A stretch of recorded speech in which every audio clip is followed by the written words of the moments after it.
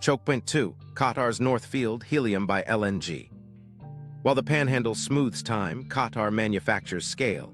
To see why, start offshore above a blue horizon that hides the North Field, one of the largest single accumulations of natural gas on Earth, part of the same reservoir Iran calls South Pars.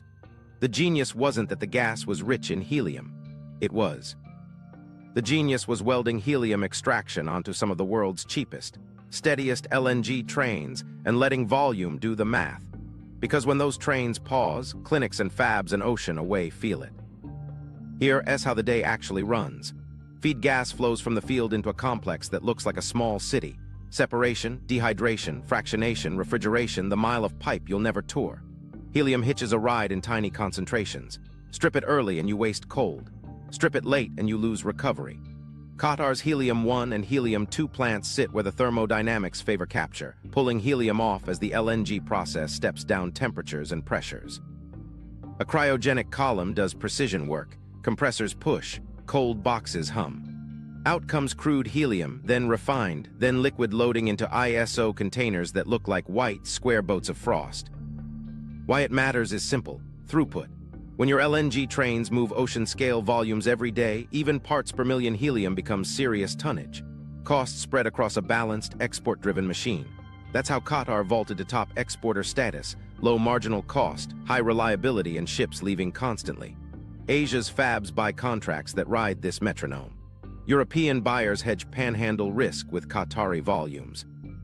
The spot market calms when these trains run like clockwork. But tie your helium to LNG and you inherit LNG's calendar. A planned turnaround on a train, 30 to 45 days, means helium goes dark with it.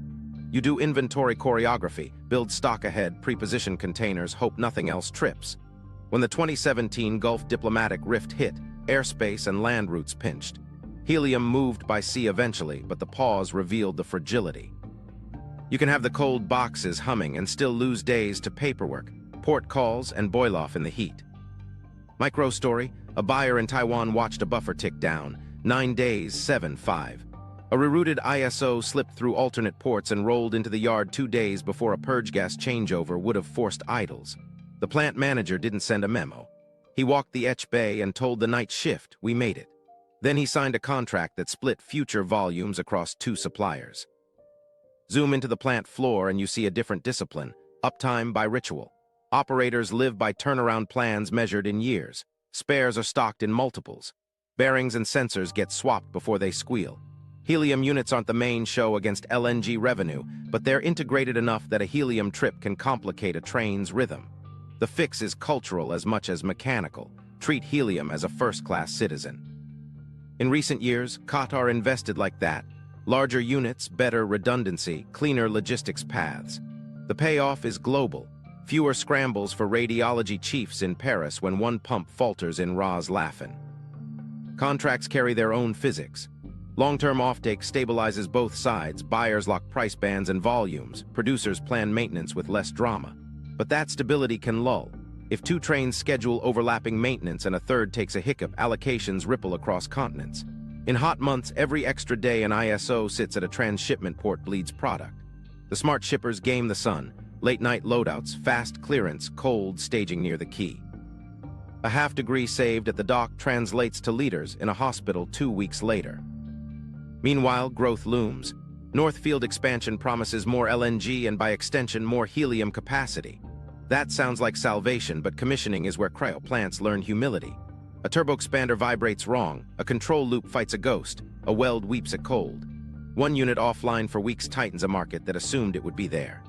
The right way to plan is boring. Treat new Qatari tons as upside until they've run a boring 6 months. Procurement teams that forget that end up writing frantic emails to labs. Human moment: a Ras Laffan operator keeps a Polaroid of his son's chest X-ray taped near the HMI screen. He jokes it's why he double-checks set points. He's not kidding. He understands a drift here lands in a clinic there. There's one more angle: politics at sea level. Shipping lanes, insurance, port access. Small policy changes can add days to voyages and liters to loss. The 2017 rift was a master class in how non-technical constraints throttle a technical system. After that, Qatar diversified routes and partners, baked detours into schedules, and invested in additional ISO fleets. It's hedging you can see, rows of white containers like reserve pawns on a chessboard. For end users, the translation is straightforward. If you're an Asian fab, sync your maintenance to Qatar's published LNG turnarounds, build a buffer ahead of those windows. If you're a European hospital, blend Panhandle and Qatari contracts so one outage doesn't cut you to the bone. If you run logistics, obsess over dwell time in hot ports as much as price per liter. Qatar can carry the world far until the day it can't for a month. The winners act before the calendar does. Qatar's edge is the math of scale and the culture of uptime. Its weakness is shared fate with LNG and with geopolitics that don't care about your appointment book. When it hums, the helium world breathes easier. When it pauses, you hear the echo in countdown clocks, and MRI sweeps half a planet away. Chokepoint 3, Russia's Amur/Yamal, promise and delay. Unknown to many buyers planning their budgets, a new giant was supposed to arrive from the east and make shortages boring. The plan had a name and a map: Siberia to the far east, gas processing at Amur near Svobodny, and rail lines carrying white, frost-rimmed ISO containers toward Pacific ports. Add in western Siberia's Yamal gas streams, and you had a narrative: Russia as the third stabilizer after the Panhandle and Qatar. If Amur ran steady, the market would finally have slack, and your MRI date, your chip supply, and your countdown would stop living on hope. On paper, Amur looked like a turning point. Multiple processing trains, each designed to peel helium from gas streams en route to petrochemical customers and pipelines to China. Dedicated helium liquefaction, storage spheres, a container loading yard. The logistics model was unusual. Not ships leaving a coastal terminal, but long, cold rail hauls across thousands of kilometers to Vladivostok or other ports, then sea legs to Korea, Japan, and beyond. It was bold, capital heavy, and if it worked, a swing factor big enough to tame the spot market. Here's the part that mattered to end users. Contracts and calendars were written assuming certain trains would be online by certain dates. Suppliers told hospitals, fabs, and labs, relief is coming. Procurement teams marked quarters on spreadsheets when allocations might loosen. Process engineers paused reclamation projects believing new tons would make the math easier. The system shifted its hopes east. Then the commissioning reality set in. Cryogenics is unforgiving. A turboexpander wobbles, a control algorithm hunts, a weld that looked fine at ambient weeps at 4 Kelvin. Early units cycled through starts and stops, producing then pausing. Each pause was a ripple, a supplier expecting railcars on Wednesday rebooked Friday flights, a hospital that planned a normal fill got a partial. The promise didn't evaporate, it slipped by weeks, then months, then quarters. And then 2022 rewired everything. Sanctions bit in strange places.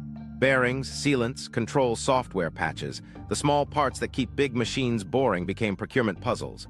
Insurance for certain routes went thin. Export paperwork turned political. Some modules at Amur suffered incidents. Timelines stretched as investigations and repairs moved at a pace set by geopolitics as much as engineering. If you were counting on Amur's third or fourth unit to stabilize your quarter, you started rewriting plans on a Sunday night. Yamal's role added both potential and ambiguity. Western Siberia's gas universe is vast, and helium-bearing streams exist, but the post-2022 pivot of Russian gas logistics, away from Europe, toward Asia, scrambled priorities. Building out helium recovery where the main business model was rerouting pipeline gas is hard to justify when every spare ruble an hour is triage. The net effect wasn't zero, but it wasn't the steady march the market had penciled in. Micro story. A supplier's quarterly deck showed 2 Amur trains at 80% and 60% capacity, with a third entering hot commissioning. A week later, a valve fault forced a cold box warm up. The 60% train dipped to 0 for 9 days. An R&D customer in the Netherlands lost a dilution fridge run and rewrote the semester's schedule. The supplier's rep, voice tired, said, "We'll reallocate from Asia," and then had to yank those leaders back when a port hold hit. The rail-to-sea chain introduced its own helium tax: time. Every extra day on tracks or in a port apron is boil-off you can't reclaim. In winter, Siberian air helps a bit. In summer, coastal heat eats inventory. Smart operators staged cold transfer pads, insulated better, and choreographed handoffs at night. Even so, the long supply line made Amur's helium expensive in a currency more precious than money: reliability. Yet the lure remained. If fully commissioned with reliable spares and clear logistics, Amur's multi-train design could provide the modular redundancy the market craves. One unit trips, two stay up, and the rail yard keeps loading. The problem was never physics alone. It was the intersection where physics meets politics meets procurement. After 2022, that intersection turned into a maze. Buyers adapted.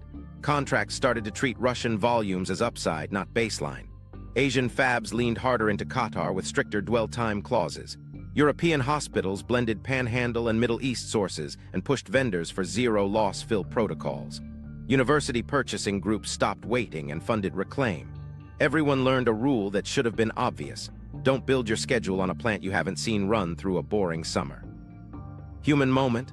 A scheduler in Khabarovsk watched a screen of container IDs and ambient temps and called a yard foreman to pull 3 cars into shade while a customs issue stalled paperwork. He saved a few hundred liters no patient will ever thank him for. He did it anyway. So where does Russia sit now? As promised still. As relief sometimes. As a dependable third metronome, not yet. Commissioning continues, workarounds accumulate, and some volumes do flow. But the lesson travels faster than the containers. Treat new capacity as bonus until it's proven through a full maintenance cycle, a winter, a summer, and a geopolitical squall. If it passes that test, the helium world breathes out. Until then, plan like the countdown might hold, and the magnet might whisper minutes. What shortages feel like? Hospitals and MRIs. The first sign is a sound. A high-field magnet that's been quiet for years gives a thin metallic squeal as the bath warms a fraction. The charge nurse doesn't know what that means. The MRI tech does. She checks the helium gauge, glances at the delivery board, and sees a red note, allocation, partial fill only. Her next patients are a stroke follow-up, a sedated pediatric case, and an oncology staging. The helium isn't a budget line anymore, it's triage. In radiology, time runs in 30-minute blocks.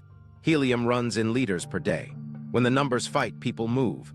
Facilities call security to hold a service elevator after midnight.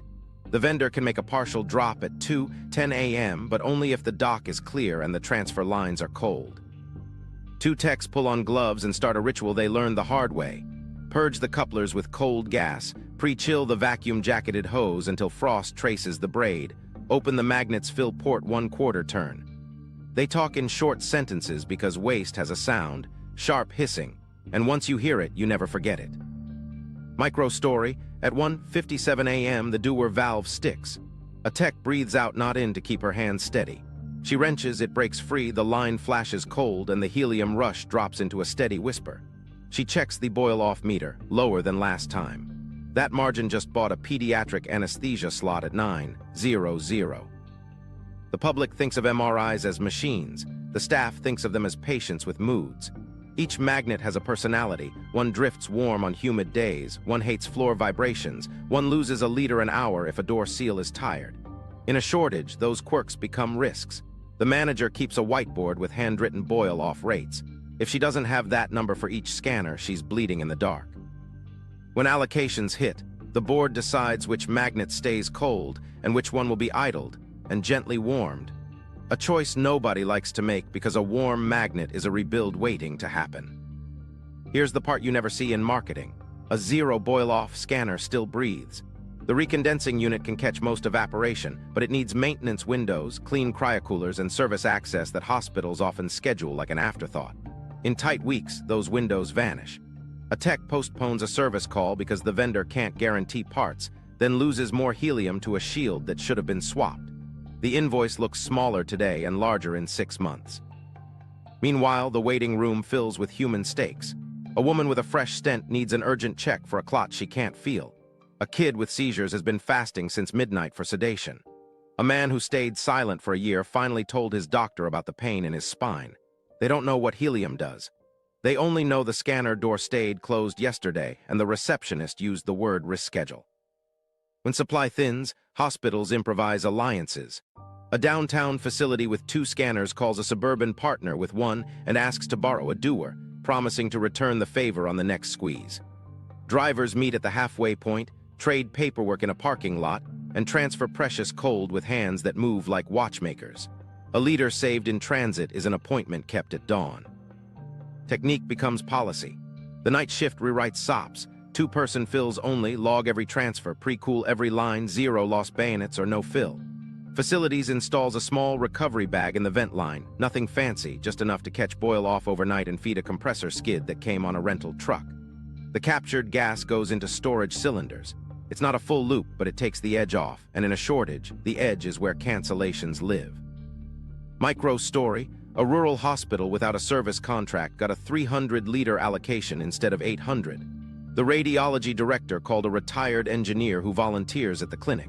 He walked in with a coil of vacuum-jacketed line and a bag of new gaskets, found 3 tiny leaks in the fill path, and cut losses by a third. The next week's cancer scans stayed on the calendar. And when the worst happens, when a magnet warms enough to threaten a quench, the room changes temperature without the thermostat moving.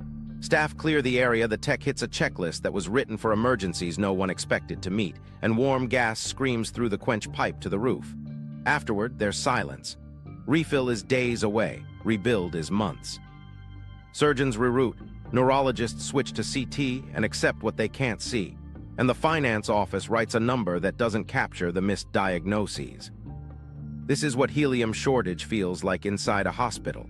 Not headlines, but small decisions stacked at 2 a.m. Not theory, but wrist steady over frost. Not balloons, but a child waking up on time because a tech shaved 2% off a loss nobody else noticed.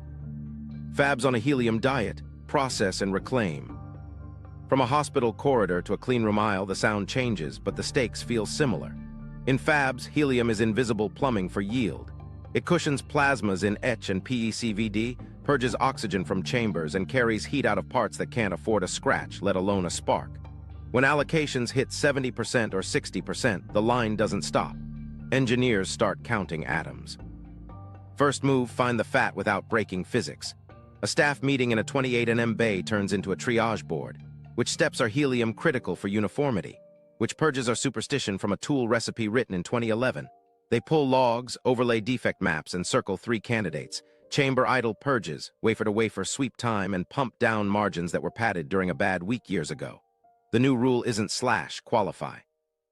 Micro story, a process engineer named Anita walks a notebook down tool 43's row at 3:12 a.m. She kills a 10-second idle purge, replaces it with a nitrogen co-flow for non-critical steps, and extends the pump down by 6 seconds.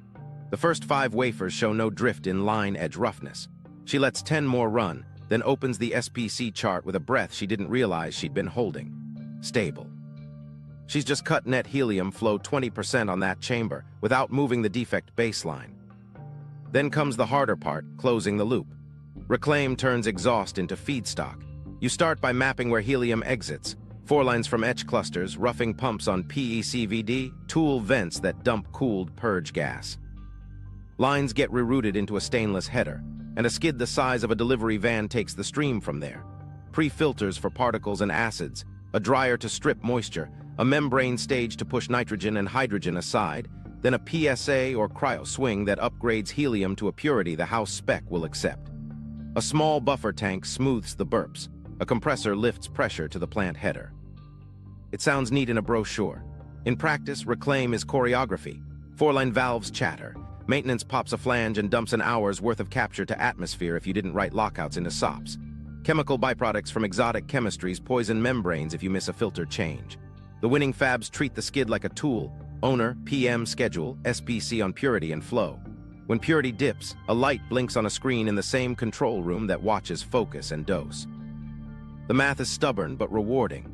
An in-bay loop capturing 60% of purge exhaust might return 40% net after losses.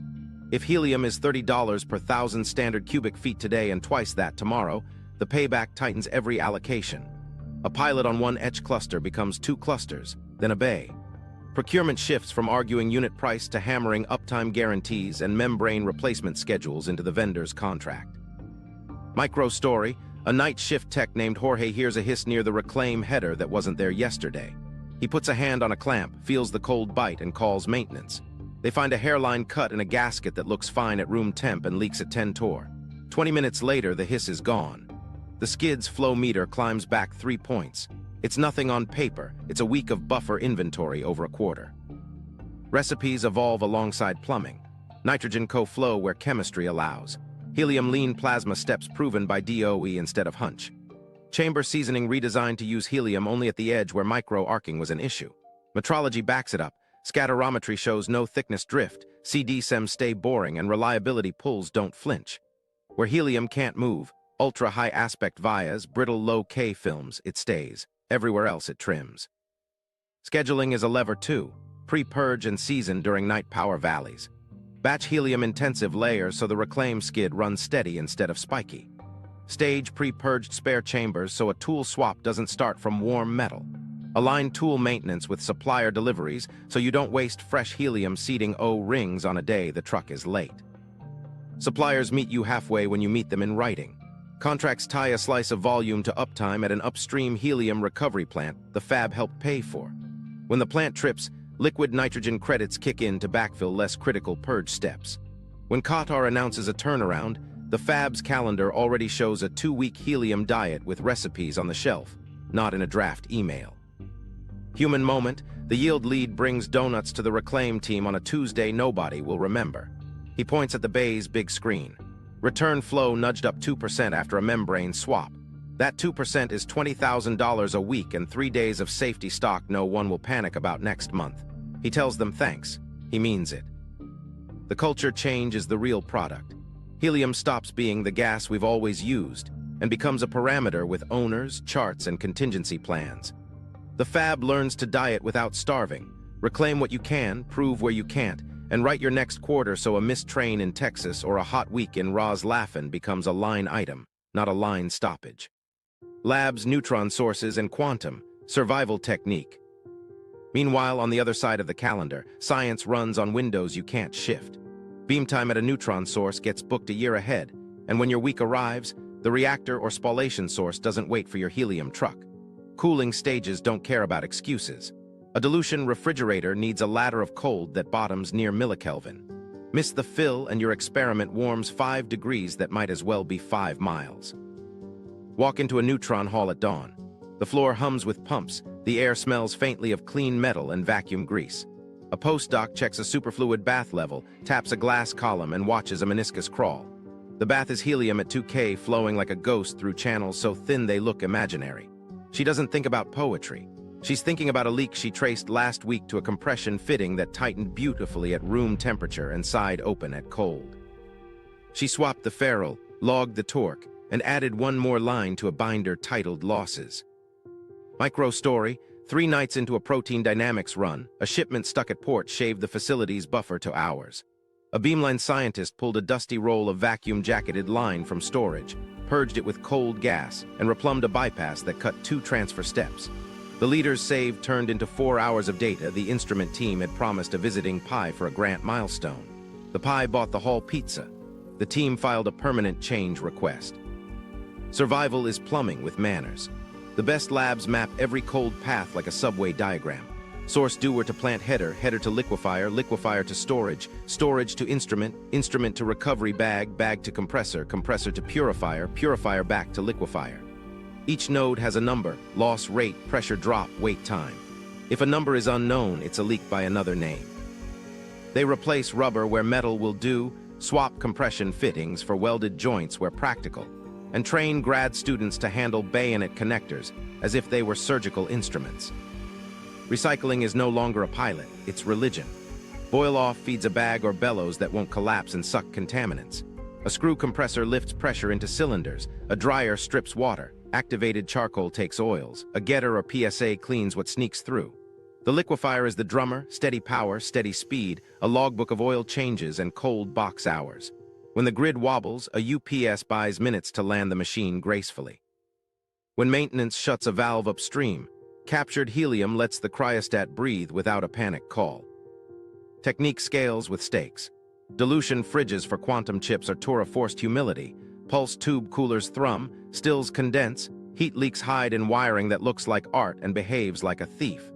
Each coaxial line into a qubit stage is a potential radiator.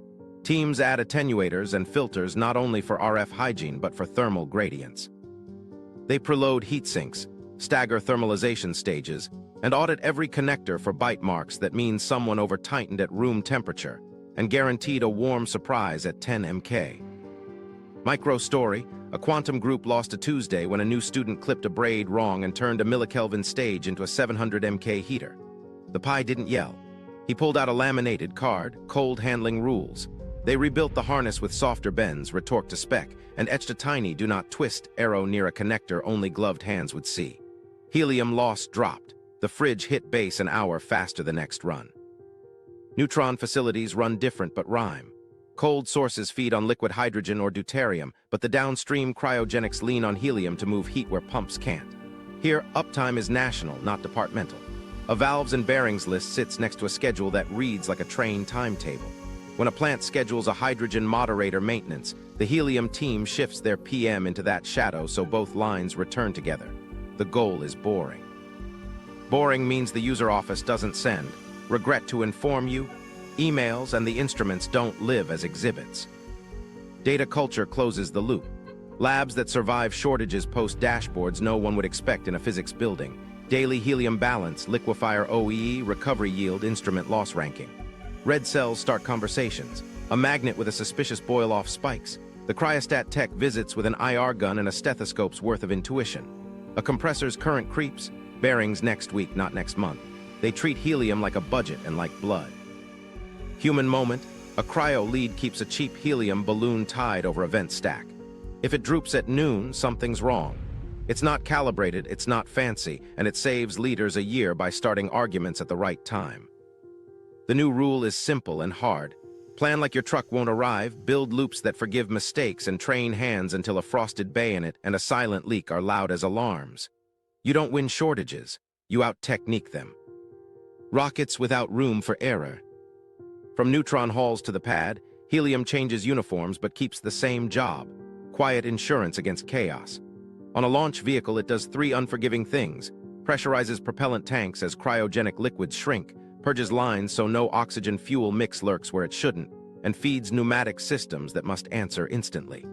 Miss any of those, and the countdown clock freezes while 100 people stare at a single stubborn valve. Here's the rhythm under the drama. As liquid oxygen chills tanks to cryo temperatures, the volume collapses and pressure falls. Helium, stored at high pressure in composite overwrapped pressure vessels, backfills the space to hold tanks within tight limits. Too little and ullage pressure dips, starving turbopumps later. Too much and structural margins get tested.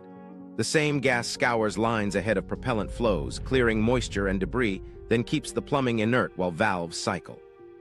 It's a choreography measured in seconds where close enough is. Micro story, a mid-size launcher sat at T130 upper stage helium trending low.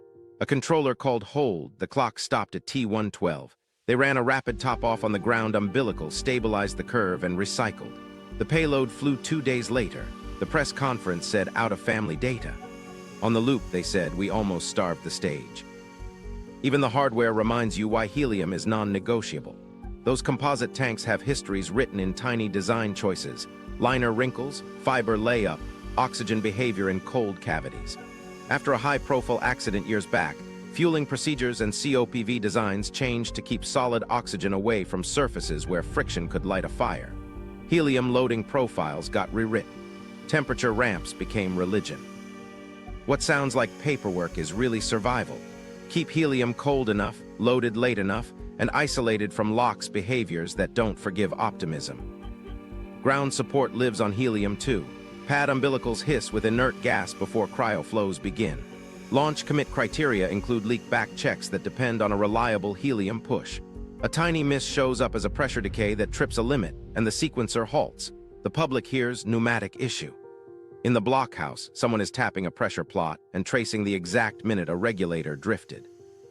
Allocations land here with teeth. When supply tightens, launch providers rewrite sequences to reduce helium mass. Pre-purge with nitrogen where chemistry allows, finish with helium. Widen tolerances on non-critical purges. Qualify longer pump downs. Carry more helium margin on the vehicle to buy independence from a late tanker. It's all acceptable, until you find the one step where nitrogen won't do, because a trace of oxygen would bite an igniter or frost a sensor that can't tolerate a speck of water. Micro story, a startup on the coast faced a 40% cut a week before wet dress. The team split the rehearsal. Day 1 ran cryo tanking with nitrogen pre-purge. Day 2 reserved helium for engine spin and final line conditioning. They slipped 3 days, shaved helium mass 30%, and flew the following week. The chief engineer wrote a note on the whiteboard: compress entropy early. The logistics mirror hospitals and fabs, just louder. ISOs staged near the pad bleed if the sun sits on them. A thunderstorm pushes roll out, and a day of boil-off becomes someone's rescheduled date with a launch window. Smart pads stage shade, pre-cool transfer lines, and run night operations. A half degree of heat saved before a fill becomes a percentage point of margin at T. Culture is the guardrail. Launch teams run anomaly boards where helium sits on the first page, even when nothing's wrong. They track bottle pressures like heartbeats. They simulate holds at random points to prove the stack can detank and retank with today's helium inventories, not theoretical ones. They keep a pair of emergency high-purity cylinder racks plumbed to pad pneumatics, not as Plan A, but as a lifeline when a truck blows a tire an hour up the highway. Human moment, a pad operator keeps a dog-eared card in his pocket, purge sequences, pressures, crack open values. On bad days, he rubs a greased thumb over one line. Helium is forgiveness you brought with you. It's a joke, that is, because rockets don't forgive, procedures do. And here's the quiet twist. Every improvement here feeds back upstream. Helium lean purges reduce demand spikes that smash refineries. Better shade and faster turn pads cut boil off that no policy can print back into a tank. The space program learns to live on less helium not because it wants to, but because it doesn't have a choice. The payoff is a launch that proceeds when the clock says go, and a hospital that never hears that metallic squeal the same week. The economics of scarcity, pricing, hoarding, and behavior. When helium turns from background utility to front-page problem, money stops being abstract. Price is supposed to carry truth. Scarce equals expensive. Expensive equals conserve. Conserved equals stable. But with helium, the signal arrives late, distorted, or not at all. That's how you get a hospital CFO negotiating pennies per liter while a tech loses liters per fill, and a fab delaying a reclaimed skid that would have paid itself back in one shortage. Start with how price moves. The contract world lives in multi-year terms with escalation clauses. The spot world lives in weeks and panic. When a plant trips or an LNG train turns down, spot prices spike, then sag when a shipment lands. That volatility doesn't tell producers build as cleanly as you'd think. To green light recovery on a gas field, you need a long, boring high price, not a jagged chart. Meanwhile, end users feel the spikes fast. Allocations arrive, surcharges appear, and someone at a loading dock starts counting doers like ration cards. Micro story: a distributor's salesperson called a physics department with bad news. 15% surcharge, immediate. The chair grumbled, then said yes. Beam time was next month. 2 years earlier, the same chair rejected a campus liquefier because the payback looked too long. The surcharge alone would have paid the note.